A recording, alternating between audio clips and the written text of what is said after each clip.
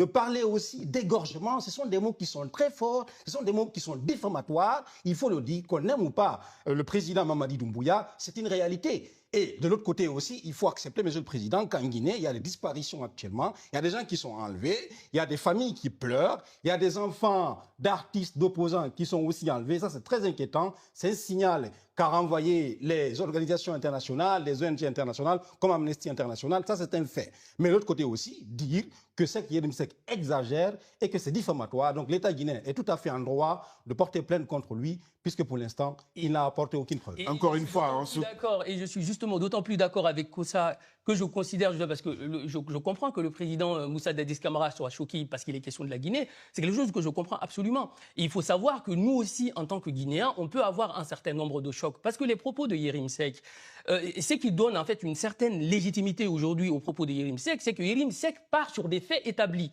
dénoncés d'ores et déjà par des instances internationales. Quand Yérim Seck parle de disparition, ce n'est pas un mot inusuel dans le contexte guinéen, puisque des disparitions, il y a des familles qui pleurent, il y a des familles qui sont à la recherche de leurs enfants, on n'en trouve pas, et le ministre de la Sécurité ou les ministres de la Sécurité qui se sont succédés à ce portefeuille ministériel sont silencieux, le ministre de la Justice ou les ministres de la Justice sont silencieux, les procureurs de la République ne donnent pas d'informations sur où en est le procureur d'alors, mon cher ami, où se trouve allez, où se trouvent je ne sais pas comment les gens peuvent Par interpréter ça, mais à un moment donné, le procureur quand même a pris la parole. Oui. Quand il y a eu la disparition de Fonike et compagnie, il l'avait parlé. Oui, mais c'est pas la parole épisodique. Nous, on veut savoir, oui, je suis d'accord, j'ai envie de comprendre. Où on en est aujourd'hui. Ça, c'est une question absolument importante. Par contre, Yérim Seck, il part sur le fondement de ce fait établi.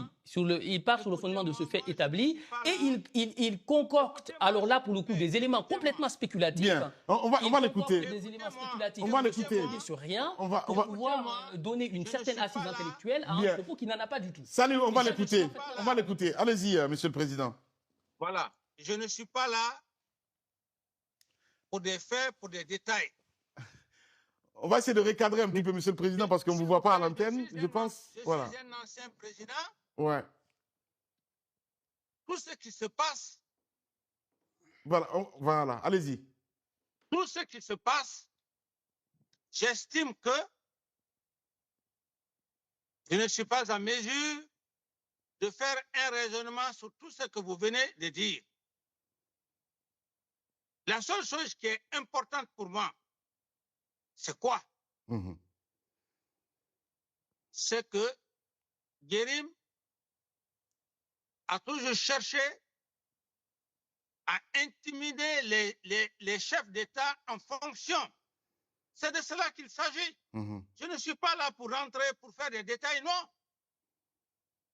Bien. Et lorsque vous refusez... Président, ça on le reconnaît, et c'est d'autant plus choquant. On est tout à fait d'accord avec vous que ce commerce-là, qui est imputé aujourd'hui à Yérim Seck est un commerce complètement dégradant. Et effectivement, s'il est coupable, parce que déjà il y a des propos qui sont, le président Moussa Dadis Camara, c'est pas aujourd'hui qu'il en parle, mais s'il se réveillait, pas que lui d'ailleurs, on a vu le président, voilà, s'il venait à en parler, aussi qui a parlé si ce propos sortait qu'aujourd'hui seulement, on aurait dit bah non, peut-être qu'il veut défendre le président. Or, ce propos est sorti il y a bien longtemps. C'est-à-dire que le président Moussa Dadis Camara en a parlé il y a 15 ans, c'est qu'il y a quand même une certaine réalité des propos.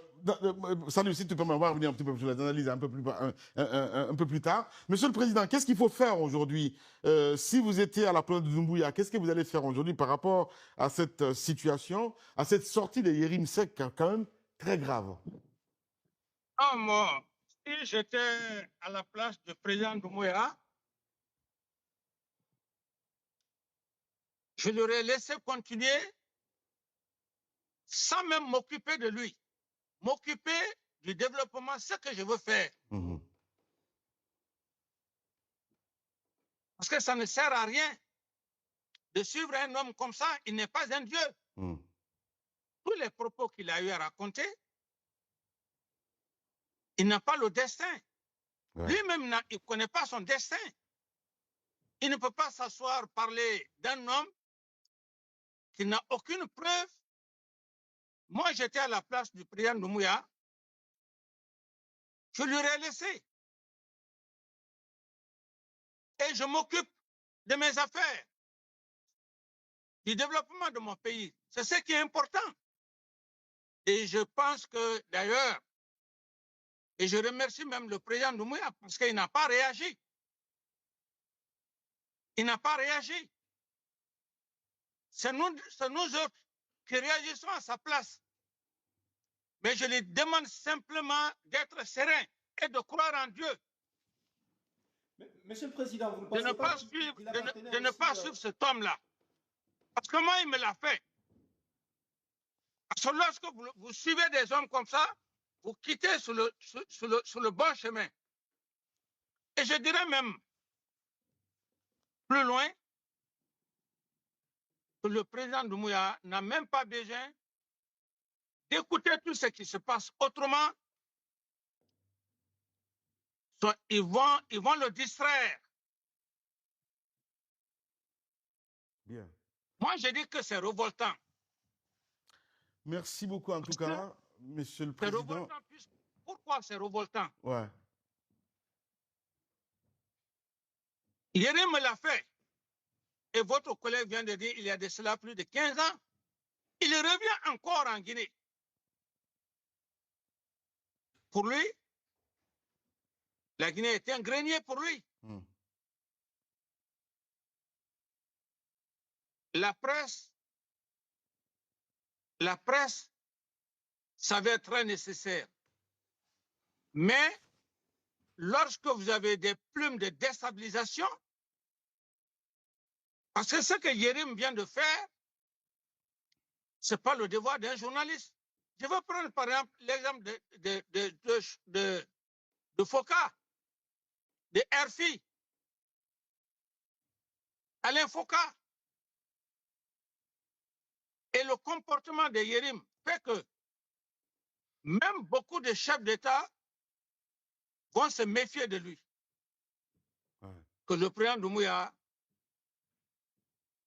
qu'il mette à l'idée que seul Dieu a le dernier mot. Bien. Il n'a qu'à continuer à faire cette diffamation, à calomnier les chefs d'État pour avoir ce qu'il veut. Ça ne sert à rien. Très bien. Merci beaucoup, en tout cas, Monsieur le Président, d'avoir pris la parole ce matin dans cette émission, Le Franc-Parler. Si vous avez un message, évidemment, pour ceux qui nous regardent du côté de la Guinée, entre autres, on vous écoute, évidemment, pour le bonheur des Guinéens qui nous regardent sur Espace TV, ici, en France, mais aussi à travers le monde. Et bon, ce que j'ai à dire aux Guinéens, je crois, c'est de ne pas se laisser distraire. Parce que cette forme, la sortie de Yérim, c'est une façon d'intoxiquer l'opinion publique des Guinéens et des Guinéennes.